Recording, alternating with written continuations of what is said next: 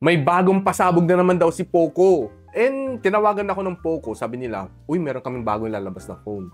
Akala ko una, X-Series. Pero hindi. Same year, lumabas ang F-Series. So, in today's video, nandito tayo sa unfamiliar place, hindi ko studio ito. And of course, nandito tayo sa studio ni Pinoy Tech dahil si Sir Janus. Pasok, Sir Janus. Meow, meow, meow, meow. Uy, simula pa lang, hindorotot ka na. Anong video to? Parang iba yung background, no? Parang kalokohan to. Anong kalokohan natin ngayon? Ay, maraming kalokohan. May giveaway pa nga eh. Ay, Uy, mamimigay tayo ng phones. Sa'yo, may tablet pa nga eh. Ba? Oo, sa akin. Oo, sa'yo. Huwag na kayo dito. Lipat na. So, in today's video, pag-uusapan natin yung bagong labas ng Poco. Hindi ko alam, no? Sobrang bilis, no? Hindi, lalabas pala. Lalabas na. Palabas na. Sabi mo, bagong labas. Bagong labas. Lalabas na. pa. Tama. This coming, kailan ba? Malapit na eh. Bago magtapos ng November. 20 plus. Ganon. More or less, oo. So, ang lalabas, dalawang phone. Dalawa. Ano nga ba yun? F8 series. Pro, Ultra. Wow. Pro Grabe. giveaway, andito. Pro giveaway. Ultra giveaway, dun, dito. sa kabila. Siyempre, Ultra Instinct tayo. Ay. Grabe. Panalo itong dalawang phone na ito, balita ko sobrang lakas. Lakas talaga. Lakas, grabe. Intense. Walang binatbat yung Parang yung this year lang, kakalabas ng F7 series, di ba? Ang lakas na nun. Mas pinalakas pa. Grabe. Sabi ko, really? So, malala doon, same year. Doon ako nagulat. Doon kami nagulat na F8? Una ang hula ko. Sabi ko, baka X8. Hindi. F agad? Actually, ganun din yung ano ko. Kasi sabi pa sa akin ni Poco, nung kinontak ako, what's the oldest Poco phone you have? Sabi ko, parang X-series yung meron ako na oldest. So, sabi ko, X-series. Tapos parang umokay sila. Baka may X-series na lalabas. Tapos, eto na. Sabi, can you do a preview of the F8 series? What? F8 series agad? Gulat din ako eh. F sinabi sa akin eh. Agad eh. Grabe. Yung kanyang processor pa lang, wala akong masabi. Sa Pro. Ano na pag-usapan natin? Pro. Pro muna. Oo. Pro. Alam niyo yung Ultra last April lang. Naka Snapdragon 8 Elite. Pro na lang siya ngayon. Parang na-downgrade din. Alam mo, downgrade. Upgrade yun. At syempre yung Pro, naka Snapdragon 8 Gen 3 sa F7 Pro. F8 Pro, Snapdragon 8 Elite. So, instead na nasa 2.5 million ka, closer to 3 million, 3 million ka na. Halos. Lapit. Ganun kalakas siya. Kung Antutu ang basehan. So, ayun. Kung gusto mo maglaro ng AAA games na mas sustained yung FPS, ang lupit ng F8 Pro ngayon. Mas lalo si Ultra. 8 Elite Gen 5 na. Naman sila ina-excite. Nasa Pro pa lang tayo. Tama. Baka masyadong masyado silang baka mag-skip mag-climax agad yung yung video. Mga fans mo, mag-climax agad. Ay, grabe. Sobrang hindorotot ka. Uy, shoutout ka pala kay Paul Gutierrez from Cavite. Yung mga hindorotot sa Cavite. Paul Gutierrez. Ay, grabe. Shoutout sa'yo. Shoutout. Grabe. Pabalik tayo sa F8 Pro. F8 Pro, ayun nga, sustained performance, mas malakas kaysa sa F7 Pro. Definitely. So, asahan nyo, Wuthering Waves, mani-mani na lang. Genshin Impact. Wala. Sana ang wish ng karamihan, mas maganda yung thermals. So far, kumusta yung thermals? So far, so good ako. So far, so hindi siya sobrang init. Yun, Pero guys, syempre, teaser pa lang to, preview pa lang to. So, asahan nyo yung full review namin, doon namin i-review lahat. No? Pati thermals, sabihin namin, pati FPS. Medyo bawal pa. Now, gusto ko sanang itanong sa'yo yung, yung camera. Pero napag-usapan na kasi namin yung camera sa channel ko. So, doon nyo na lang tingnan. So, kung gusto nyo yung information na yun, andun po. So, ang pag-uusapan namin dito instead, yung battery. 6,210. May extra 10. Ba't pa nilalagay yung 10 no? Parang may butal pa eh. Butal eh. But anyway, malupit yon 6,210. So, Ang typical kasi before is nasa 5,000, 5,500. So now, nasa 6,000 na tayo. Umangat na talaga. And yung charging speed niya, 100 watts. So that's very fast. Parang last year ilan ba? 90 ba? 90. 90 ata si Usual nasa F7 Pro, 90 eh. Dinagdagan na nila. Doon pumasok yung 10. Yeah. May extra. May extra 10. Yun. May extra talaga na binigay. Pumasok yung 10. So, battery life, matindi. Maganda yung mabilis mag-charge. Ano pang hihingin mo, diba? Parang lahat na just na nila eh. Bypass charging. Yan yung mga hihingin nila. Yun. Kayo alam namin kayo alam na namin yun. Bypass charging lang hanap nyo eh. Wala yun! Next time na lang! Next time.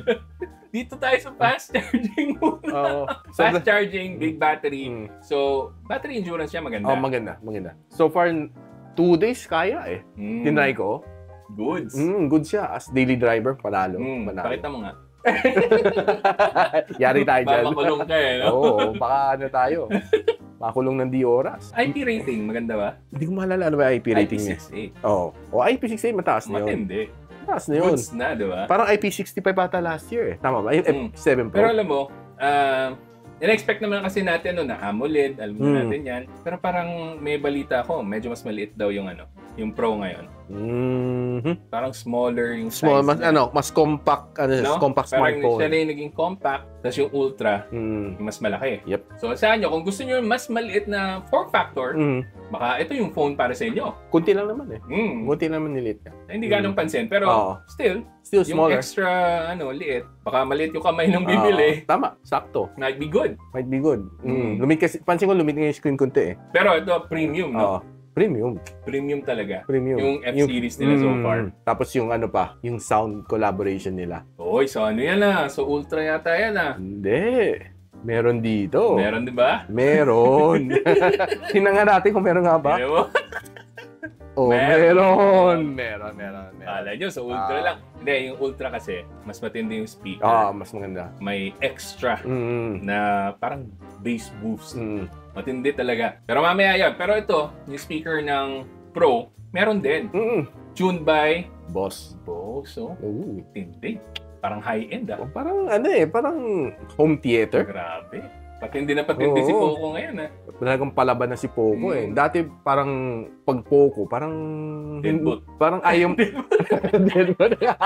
Oy, wala akong sinabi Hindi, pag sinabi mong Poco, parang maganda siyang pang gaming phone lang. Pero ngayon parang naging all around na siya. All around na. Pwede nang maganda na yung camera. Pati sounds, no? Tinry ko namang magpatugtog ng Spotify and maganda pang sound tripping. Lalo na yung Ultra. Grabe talaga yung Ultra. Yung tinry ko rin yun. Ganda rin. Hindi. Kahit wala ka nang dala na... I mean, ng speaker, ng Bluetooth speaker. Ng Bluetooth speaker talaga. Pero pwede. Palag na versus your typical phone na dual speakers. Mas maganda to. Teka, dual stereo speakers. Sino ba yun? Kilala ko yun. Dual stereo speaker ang tamang term dyan. Anyway, so Ultra. Pag-usapan na natin. Ano yung chipset ng Ultra? Grabe, matindi yun. Mas malakas pa sa Bagyo eh. 8 Elite Gen 5. Ay, daig pa si Bagyong Uwan yan Oo. Balita ko nga daw, mag-U-turn, babalik daw dito. Sino nagsabi nun? Grabe yun Meditor Meditor, babalik sa atin. Dineflect. Grabe. Pero balita ko, ang Antutu benchmark score na taas. Ilan? Akala ko alam mo. Kung tinatanong. Alam niyo ba guys, dahil yung natanggap namin na model, parang pre-release yung version, bawal makita yung result ng latest na Antutu. So, ang gamit namin is yung older Antutu. Version 10. So, medyo nasa 3M yung nakuha ko. Pero for sure, mas malakas pa to. Sa 11. Sa 11. Tama. So, huwag kayong madismaya pag sinabi namin 3M. Right now, version 10 po yun.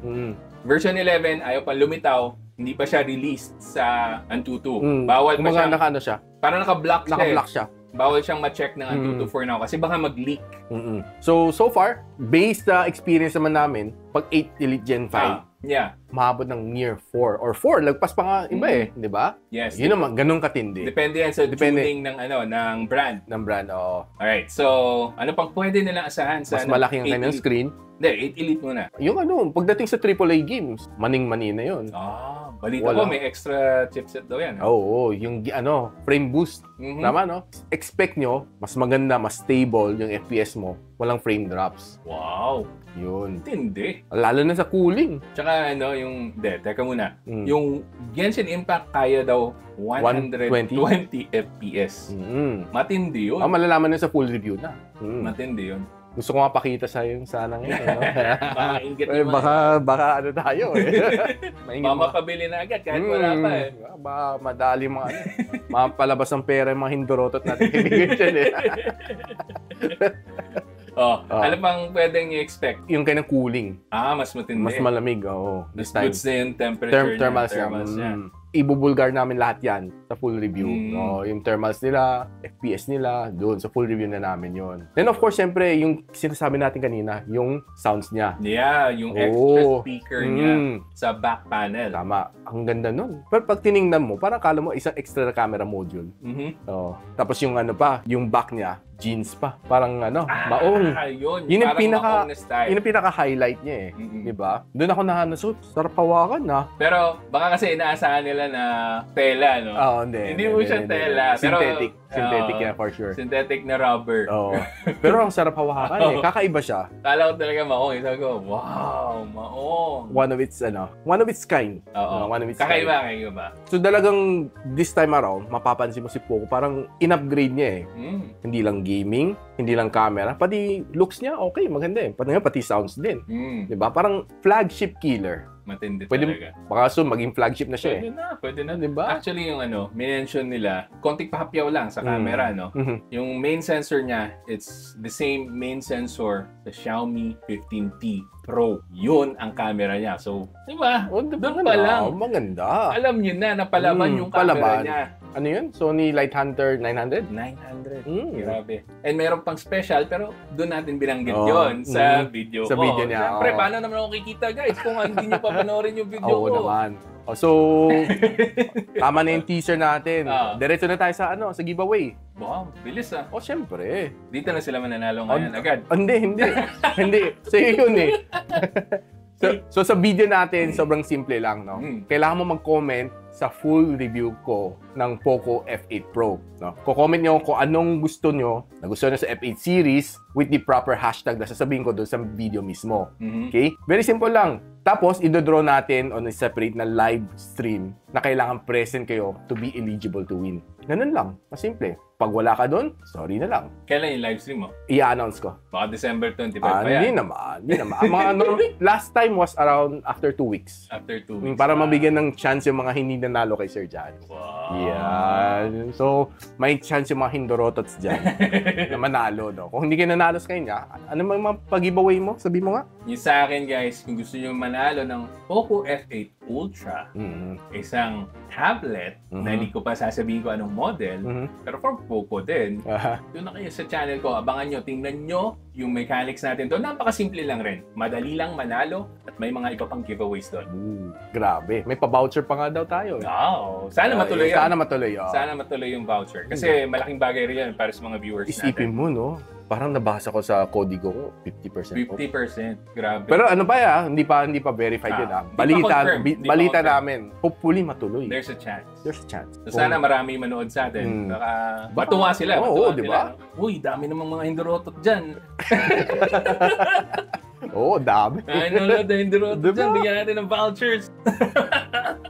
Meron pang ibang mga giveaway na sabihin na lang natin sa full review natin. No? Kasi kailangan ko i-verify muna. Okay. Yun. So, ano yan? Paalam na muna tayo. Oo. Nandito muna tayo. Iwan na natin yung mga yan. Kanina pa nanonood sa atin Inabangan na lang. Giveaway eh. Oo. Malis na kayo. Oo. Abangan nila lang. Malis. Inalis. Sige guys, kita tayo sa full review namin ni Sir Richmond sa channel ko, Pinoy Tech Dad. So, paano yan? Bye-bye na. Batski. Bye. Kita kits.